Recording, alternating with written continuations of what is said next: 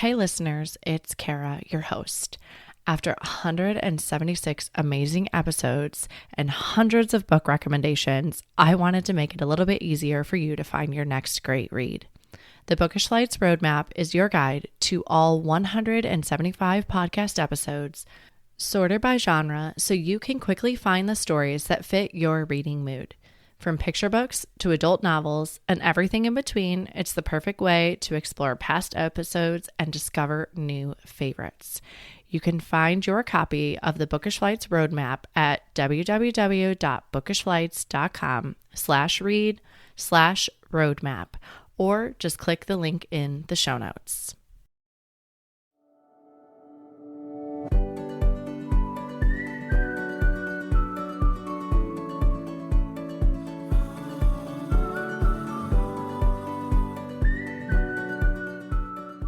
Hi, I'm Kara Infante, and this is Bookish Flights, a podcast where we tell our stories through our favorite books.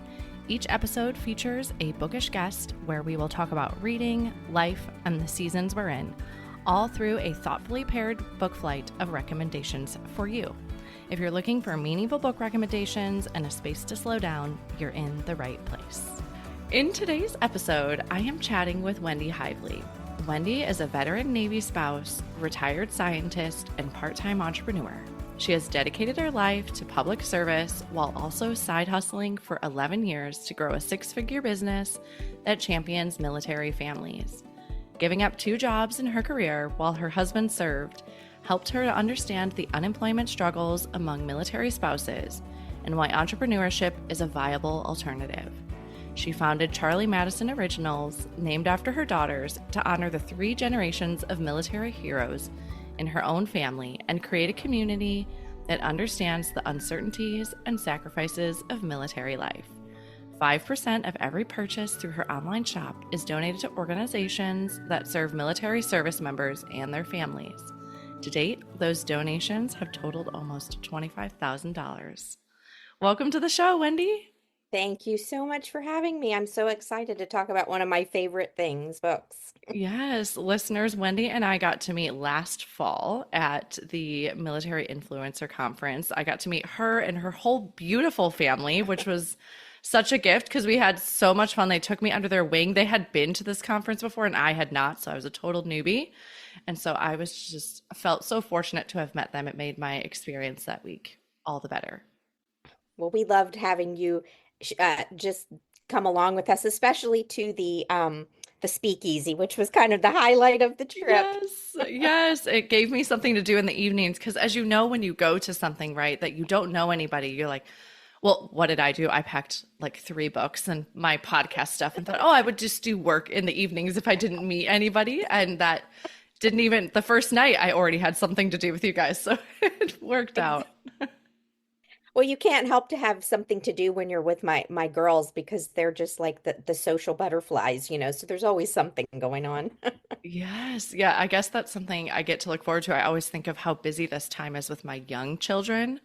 Yeah. I've never thought about that, like how much fun it will be. And it's fun Oh, now, but in a different way. it is. It is. I love having kids, but I feel like I'm a better mom of adult children than I was of little kids. So that's something you can look forward to as well. I love it. Thank you for that little bit of advice there. Yes. Yeah. Well, I feel like we are so much more than our bios. So can you start with Yeah. telling us who you are? You read that bio and I thought, gosh, it's been a while since I wrote that. Did I really write that? I guess I did. But um, a little bit has changed since then. So I retired from my science job back in April 2025 and have been lucky to dive right into entrepreneurship full time. My daughter, Madison, my older daughter, we actually run the business together. So it's Okay. wonderful to be able to work with her. And we are starting a second business, also Charlie Madison, but Charlie Madison Labs. After so many years of entrepreneurship, just knowing the struggles, not just from the military spouse perspective, but as a woman entrepreneur, it's so tough, and sometimes it's hard to find people who are, um, the best way to say this, like open to sharing and helping. Yeah. Um, Well, that's I don't think we like to talk about our struggles. I think no, we should keep them caged up because it for shows sure. our failure, but I think it shows our strength, right? Our strength. Yeah. Exactly. So we kind of felt like that was a natural evolution to entrepreneurship to be able to help other women. So we're in the process of getting that all set up now, and so that'll be coming soon. Yay. Maybe by the time this episode is released, we'll have that's the plan though, to have it all up and running so we can start getting that going as well. But Yeah. um, If it is, send me the link and I'll include it in our show notes. yeah, Yeah. I will. Um, Yeah, so other than that, we are, as you said at the beginning, a retired Navy family. It's been probably as long as my husband served since he retired at this point. So we're Okay. getting kind of out there. But the military spouse community has been such a joy that I didn't even really hook into it until my husband retired. So now Wow. I'm Okay. getting, yeah, I mean, so now I'm really getting to meet and make true friends with women who are not only veteran spouses but active duty as well. And it's just such a wonderful community. I just can't say enough about it. Yeah, I'm glad to hear you say that because I didn't realize after going to MIC, the conference we went to together, I was like, why have I not thought about the like military community as well? Like, because I kind of, in my mind, I think I just put it into a box of like, this is my husband's thing and I need to go Yes. create my own. Yes. And then I saw this beautiful, like, we were welcome at the table at this event and how many amazing people are out there. I was like, wow, like, I have really just missed a big potential of people, like, just to connect with. Exactly. And I think, so often as military spouses, we are just the quote unquote dependent. And so we're expected to support our spouse, but whatever else little scraps we can come up with along the way, that's kind of what we have left. I think that that's kind of been what military spouses have been characterized as, but that is not my experience. And I have met the most passionate women who are just wanting to help other people and just doing so much good for military families. And that is what needs to be celebrated. Yeah. Yeah. Yeah. And I think, I also in there was like, oh, I'm raising children, right? Like you said, like we're the caretakers, we're kind of keeping the home fires going, if you will, Exactly. which Yes, is very time consuming and can be very it tiring. So is. by the time you do get to the end of the day, you're like, oh, I don't know that I have any more energy for Ex anything else. exactly. And so many of us too are highly educated women Yeah. who have had to give up careers in fields that we love, fields we're highly trained in. And so I think that's what kind of helps break this stereotype of being a military spouse, that, you know, it's just a label. And if we can break past that label and show people that we do have passions and things that are important to us aside from just, keeping the home fires burning. Yeah. I have been thinking a lot lately because I've been a stay-at-home mom for quite a while now. But I'm also busier than I've ever been. And so I think that there's so many hats and ways to wear that. And I've just been thinking of like, how would you even write that on a resume? Like, but I know. the same role as a military spouse, right? I mean, there's so many things that Sure. you do and manage that would be an actual skill set to a business, but it's not a Yeah. professional capacity. So Yep. it doesn't translate. It doesn't. It doesn't. I think but we also don't give ourselves enough Yeah. credit for those things. So there's that too. Yeah. Yeah, Yeah. exactly. Like, could I just put my home as a job and then I'll list Ugh. everything that I do? Right? I know. I know some days since I've retired and I'm doing this entrepreneurship full time, though, I get to the end of the day and some days I just think to myself, what did you even do today? You go to work at a regular job and you have 8 hours and you're Yeah. filling the 8 hours and it seems so long. And then you're at home all day and you're like, what did I even do with those 8 hours? And so it's easy to just let the time slip away. Yeah, I have a question for you as a veteran entrepreneur because I have Yeah. found this. When I went to a day job, right, it was a clear delineation of when the day was over, and then I would go home and be mom. Yeah. But as an entrepreneur, it's hard. It's I have to almost create that boundary for myself, like a false boundary. No, I think it should be a hard boundary Yeah. because I've had to I've had to do the same, and I think it's a personal choice because I think we're getting out of this hustle culture. Yeah. We're kind of getting to the other side of it. There was that just even while we were building our business, this push to just keep, hustling, hustling, hustling. And I think we're on the other side of that, but I also think it's a personal choice to make that division, like closing your laptop. Yeah, it's not leaving the Yeah. office and driving home, but it's a sign to yourself that the day is over. Because you could work all the time, but the truth is nobody cares that you're working all the time. Yeah. Nobody who looks at you cares that you're busting yourself and not having family time just to get ahead.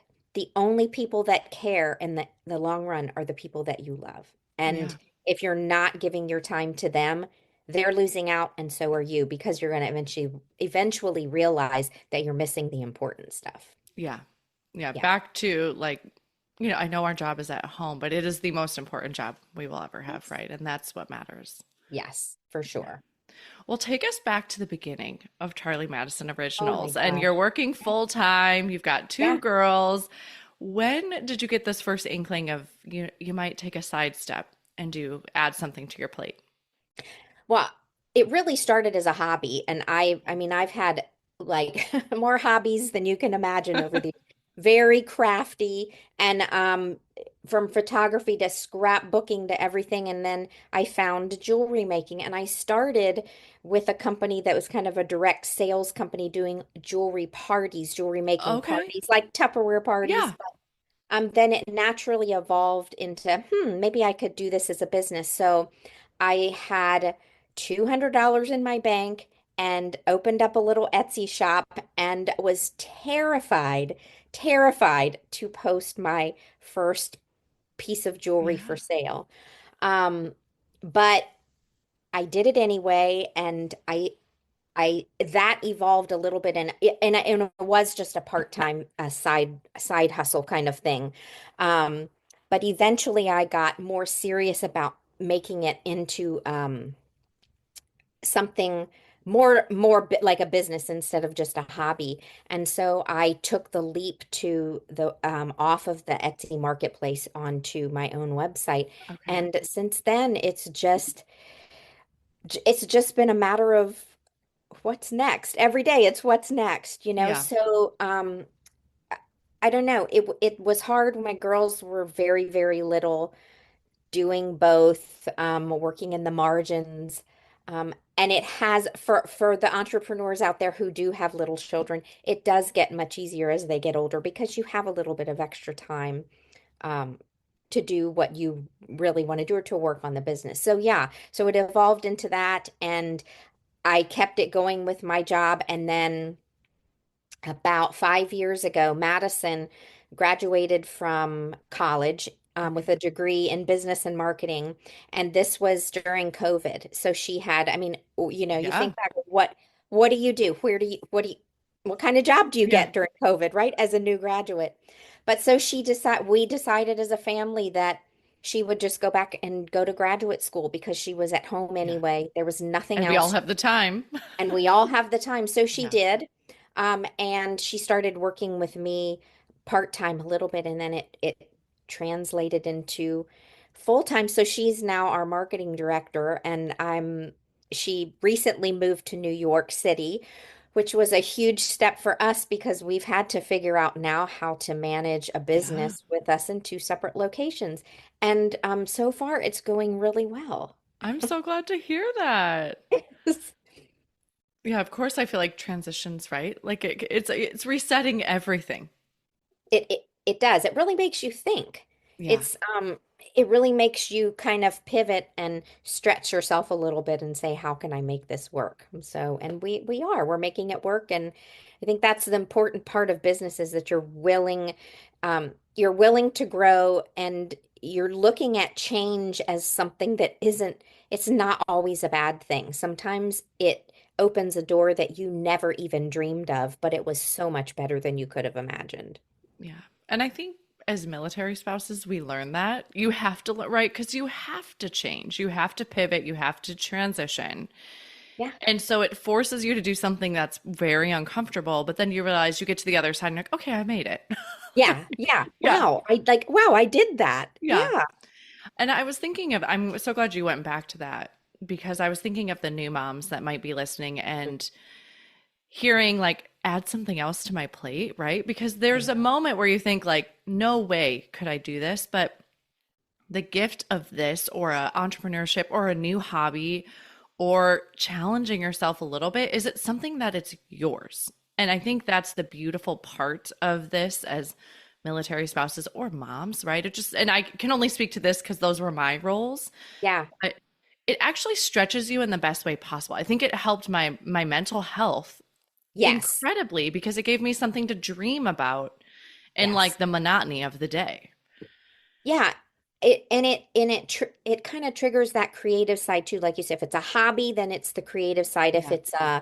If it's business another job or something like that, it's kind of the analytical side. But whatever's important to you, it gives you something, yes, that is yours and Yeah. not just, I guess it gives you more of an identity rather than always being just mom or just the wife. So Yeah. And I think that's so important in this, it is like the military spouse lifestyle where we are for sure. constantly moving for the job of someone else Yep. to have that identity. And that's where entrepreneurship is so great because you can take it with you. That was the whole reason I got Exactly. into it. I'm like, That's right. I'm done going to a clinic and like reinventing myself every time we move. I need something that travels.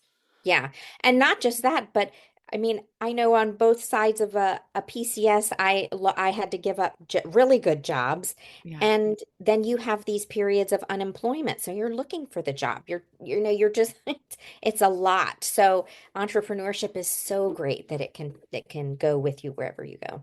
Yeah. Well, and I have to say, everybody, please go check out their shop because I bought a bracelet from them when I was at the conference and I wear it every single day. So, I love it. Thank you for saying that because we often don't hear like the after the purchase, you know? So I love it. I love it. yeah, and it's beautiful. There's so many different color combinations. Just go check it out. You won't regret it. I promise. So, I have another question about Charliemadison Labs. Yeah. So, if someone's listening and wondering if it's for them, can you tell us a little bit about who might be a good fit for it? Um, so Charlie Madison Labs was kind of a natural um, evolution to our entrepreneurship journey because there's so much that I struggled with as an entrepreneur from the beginning, and even, I mean, s- really every part of the journey is a different kind of struggle, so that it's Yeah. always something different. But we wanted to help other entrepreneurs to not make it so hard on themselves because most of the time the problem is ourselves, right? Yeah. We're the ones that are getting in our own way. And I have in the recent past, I have really taken on meditation and journaling, and it has been eye-opening and an important part of my journey because I'm learning to look at things in a different way and to ask Yeah. really good questions. And I think that's where entrepreneurship comes in, that if you're willing to ask the questions and treat it not as something so personal, but as an experiment. So it kind of, Charlie Madison Labs kind of takes in our science background here a little bit and Yeah. teaches you that entrepreneurship can just be an experiment. You don't have to be attached so emotionally to every outcome, that you can test things, you can learn from them and see what works, and then take what works and just do it again, just rinse and repeat. So Yeah. So it really is for those entrepreneurs that kind of feel like they're stuck somewhere, they don't know what to do next, and they feel like they just need a little bit of help to get out of their own way. Yeah, I love that. It's forcing you to sit with it, right? And which I think we are Absolutely. so busy that sometimes we don't do that. Yes, for sure. For Yeah. sure.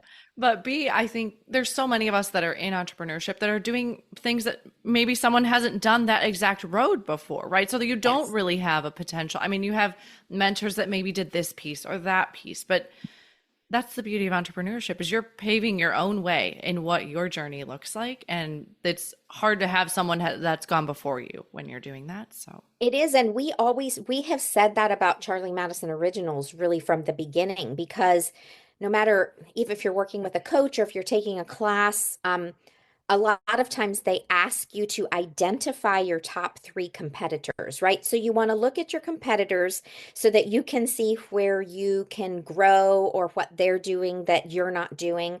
And we always had a very difficult time identifying, yeah. like people creating jewelry for military families with special messaging that kind of goes along with all the different seasons of their life. Who's doing that? Yeah. Nobody was doing it. So we back to your point that you're kind of paving a new path for people, but there's not always somebody there who can say, I did that too, so here's your answer. So you kind of have to be a trailblazer in a way. And I think military spouses are that, but then you add entrepreneurship too, and then you've got a pretty unique combination that probably most people have never come across before. Yeah.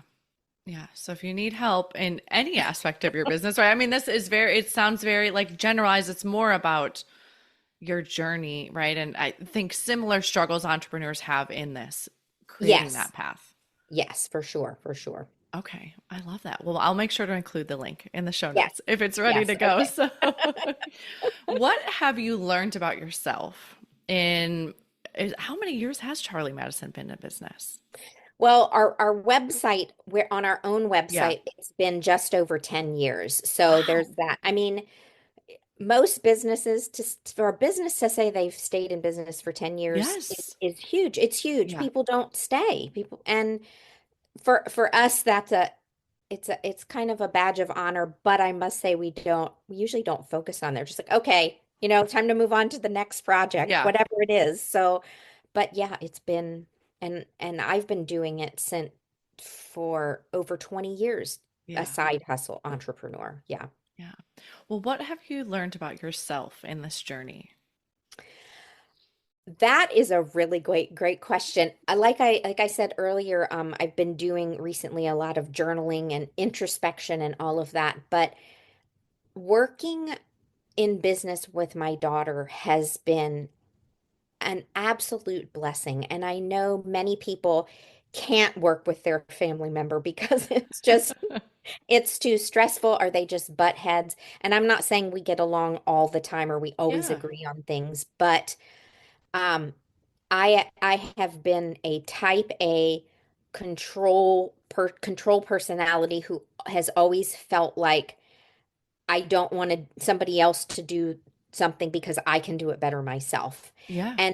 And through this business journey and working alongside Madison, it has forced me to give up control and to not be so attached to every single outcome. Yeah. And that has really been so helpful because I don't have to. She still says, can you take a look at this newsletter before I send it out?" And not everything has to always be changed. It Yeah. doesn't always have to be me who says the things. It can be her as well. And so it's forced me to look at that and to say, back off a little bit. You don't always have to be the one in control. Yeah, which relieves pressure for you, right? But I Yes, get it that does. because I am that. I mean, Yes, probably we've right. like we're the victims of group projects for way too long. The group project leaders, and here we are, right? I love that. Yes, like we've been victimized by the group project, and so now we have to learn to let go again. Absolutely. Well, one of my favorite questions to ask, because there are so many of us that have I thought naively I would be a physical therapist forever when I went to PT school, right? Like, this is what I was going to do forever. But I have been surprised in how many skills translated Hmm. to this entrepreneurship journey. Not all of them, but Yes. have you found that any skills that you had as a scientist have translated beautiful to the entrepreneurship or jewelry making or anything along your journey? I love that you asked that question because I don't think I've ever been asked that before. Yay. Um, and when I retired from a 32-year federal service science job. Wow. And when I did that in April, I actually was terrified because I thought, who am I now if Hmm. I'm not a scientist? It was kind Yeah. of and you know from being in physical therapy. In fact, I thought I wanted to be a physical therapist when I went to I college. love So that. Okay. there's Okay. that as well. But I I think the analytical side of your brain that you need for science really translates well to entrepreneurship because um in science there's always this asking questions, right? This Yeah. experimentation or figuring things out. And that is exactly what entrepreneurship is. I mean, you think about from creating a website to branding to even the products that you sell, it's all an experiment. Yeah. And that's part of what Charlie Madison Labs is. So it's this treating things as if y you just need to ask the question, ask really good questions to figure out what is next. And that that has been such I guess such a blessing to be both a scientist and an entrepreneur, but then also to have the creative side. So you're using both sides of your brain Yeah. instead of just one. Yeah. Because entrepreneurship really requires both. And Yeah. not everybody has that. Not everybody feels like they're creative or they're analytical. And and I just want to point out too for the women who are and men who are listening who are have young kids or just starting their entrepreneurship journey, don't compare yourself to other people. No. It's so easy to look at me and saying, look at all the you're working full time, has a family, running a business. Some of us are just natural engines that want to keep going, right? So it really is about your journey and it's not about making other people um say I need to be doing that or envious because I'm not doing that. It's just really about saying wherever you are, whatever you have, take it and make it your own, empowering you to do something you didn't think you could do. And that's it, Yeah. period. Yeah. Yeah. Absolutely. I think that it's so easy to look at someone else that's ahead of you in the journey. Yes. But the moment you have a few times of like, just like, man, they are doing all these things and I am not, and you get that yucky feeling, it's like, okay, I don't want to feel like that anymore. So, it's going to happen. You will It potentially is. compare yourself to others, but that is great advice of just don't. Or, now it's like, I just don't even bother because I'm like, I don't want to feel like that. Like, because I'm on my own path. Yes.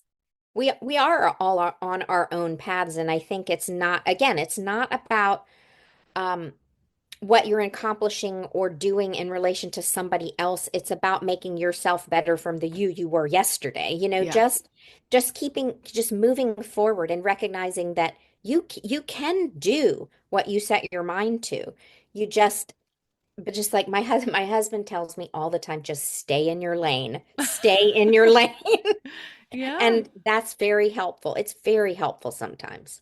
Yeah, absolutely. And back to the point, but you also can't do it all, right? No, Especially you if you can't. are a young mother or you have young children. I mean, you're doing this in the margins of your day. I still Yep. am. And Yep. there are things that I've just learned to be really good at making a list and what's at the top today. And I might not get to number 7 and 8 on the list today, and that's going to have to be okay. That's exactly right. I love that. So I can get to 1 and 2, but 7 and 8, that's going to be a tomorrow problem. That's right. And it just, That's right. you just have to learn to do that. But I think that's Yes. wonderful. Well, I think Yes. we've given the listeners a lot to think about. So if you want to reach out to Wendy, I will have all of the links in the show notes so you can absolutely do that. Thank you for sharing your wealth of knowledge Yes. with Thank us. you. Let's switch gears a little bit and let's talk about your reading life. We also got to Yes. talking, of course, right, listeners, you've heard me talk about this endlessly that the moment you know you connect with someone over books, you know you're in. So Yep. Wendy and I Yep. had that, so we got to books very quickly. But who are you as a reader and what genres do you enjoy reading? Oh my gosh. So I was a reader from a young age. Like I said at the beginning, my inner 10-year-old Nancy Drew reading self is just loving that you asked me to talk about books. Um, but then like many people, when my kids were little, there was just many years where I just read very few things or just not, just occasionally. And I think here we are back to COVID, Yeah. it really kicked me into reading again. And for the past 5 years, I've just been just constantly reading. And I go back and forth kind of between audiobooks Okay. and Kindle and then hard copy. I think it's a mood. I was so into audiobooks for a while, but the constant noise walking around and not having any quiet time to like let Yeah. yourself think really I was recognizing that. So I don't do as much audiobooks anymore, but I have always got at least three books that like I have at least one or two nonfiction books Yeah. and then one fiction book always that I'm reading. Do you think you're a bit of a mood reader then? Where you're like, okay, well, what am I in? Then when you have time to read, you're like, okay, what am I in the mood for? And you'll pick one of the three that you have going. Usually I read nonfiction in the morning. So Yeah. I'll get up and have a little bit of like a 30 minutes and I'll read something self-improvement or whatever. And then in the afternoon after work, I will read the fiction book. And then I always before bed, I take a shower and then I get in bed and read, which is like my favorite. Yeah. Well, it sets, Yeah. I always think about it as the anchor points to our day, like not to be a total military family, but like Exactly, you're starting exactly, and ending your day and it just tells your mind, like, okay, I'm going into rest mode now. It's just exactly. giving your brain that signal. Exactly. And we, when we both retired last year, instead of going on a trip for our retirement, we decided to buy an infrared sauna for our house.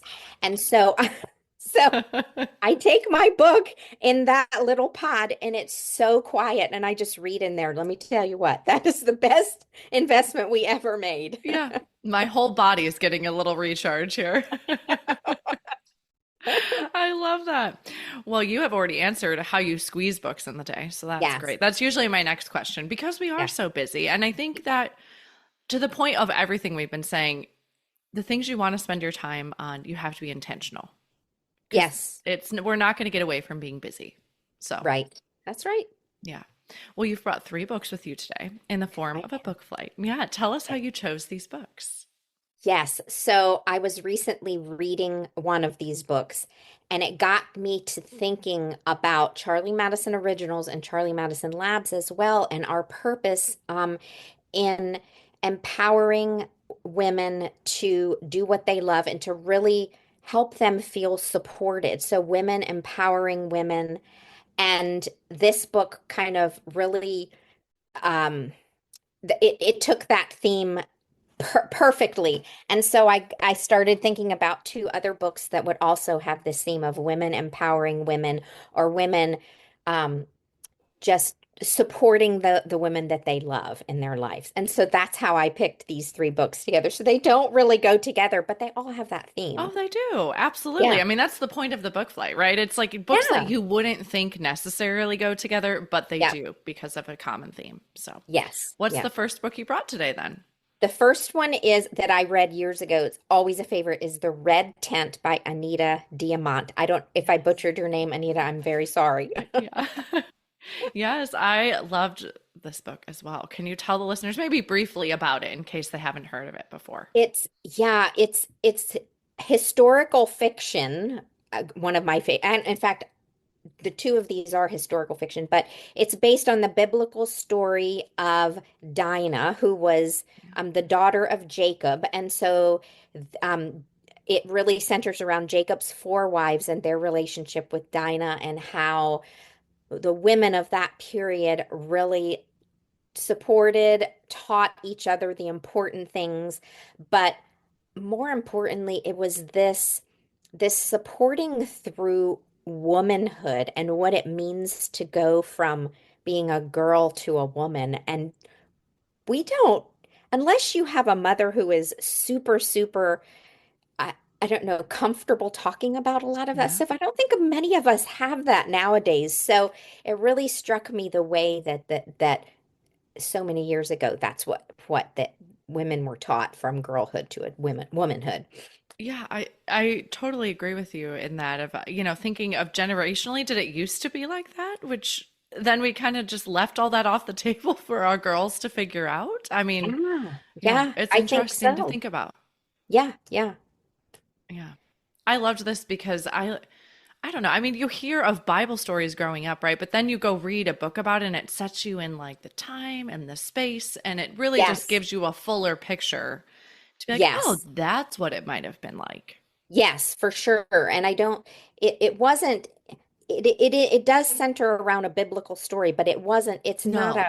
it's not really a religious story. It's just taking these, I mean, women back in that time had so little written about them. So it was Yeah. really a sort of a reimagination of the relationships between women of that time period. Yeah, absolutely. It's not heavy-handed and like the Christian, it just No, is that absolutely. centered Yeah. on that story. Yeah. Okay, perfect. Yes. So that was The Red And Tent by the red, Anita Diamant. We're going that's with what we're that. going with. Yes. Yes. Yeah. And then what's the next book you brought? The next one is the one I read recently. It's Marie Benedict's new historical fiction called The Queens of Crime. I heard it's Um, so good. I adore Marie Benedict. I think she writes some of the best historical fiction ever. Um, but this one is the story. It's based in London in the 1930s, and it's centers around five of these famous British women crime authors, crime writers, Oh, okay. All right. including it was Dorothy Sayers is the one who was narrating really most of the book, but she has Agatha Christie with her. Oh, Um, awesome. and Guyo Marsh, Marjorie Allingham, and Baroness Emma Orczy. I didn't know many of them, but they Okay. talk about one of them was the author of The Scarlet Pimpernel. Oh, yeah. Okay. Okay, and everybody knows Agatha Christie, but Yeah. they all wrote, they were real women who wrote these crime, or a lot of them were closed room mysteries. They talk about. So they form this detective club with men, but the men aren't super happy that there's a bunch of women in the club. So the Okay. women want to prove themselves, so they decide to join forces. They call themselves the Queens of Crime, and they solve a real life uh, disappearance and murder of this young woman. And it was a true story, but I mean, Wow. I don't think their solution to the crime, I'm not really sure was based in fact as much, Okay. but they do join together and they solve this, proving, they're trying to prove themselves, not just at this time. These women are most of them are a bit older. So Okay. they're, women in midlife, they're kind of forgettable, which is what we all feel. Yeah. And they're trying to prove themselves, but they're also trying to solve the murder of this young woman who was really easy for society to just throw out and forget, and they were Yeah. trying to bring a voice to her story. And so again, they all banded together. They supported one another through all of the craziness that happened, but they were really wanting uh to give this young woman a voice, and especially in a society that just kind of feels like women are not super important. So Yeah. it was such a great book. So if you haven't read that one, I would certainly recommend it. I'm immediately going to run to Libby when we get off and be like, "Can I get this as an audiobook?" Yes, it was Because I just finished one. So I only have a nonfiction on there right now, so I okay. need another fiction read. I'm like, this sounds right up my It alley. was really, really good. So yeah. Okay, perfect. So that was The Queens of Crime by Marie Yes. Benedict. And then what's the The last one you third brought? one is called Killers of a Certain Age by Deanna Rayburn, also one of my favorite authors. This one is about four 60-something retired assassins. These four women.